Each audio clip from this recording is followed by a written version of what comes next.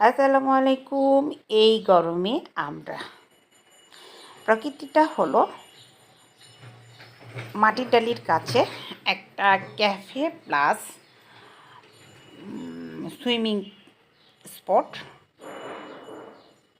তো মোটামুটি একদম প্রাকৃতিক পরিবেশে এই জায়গাটা।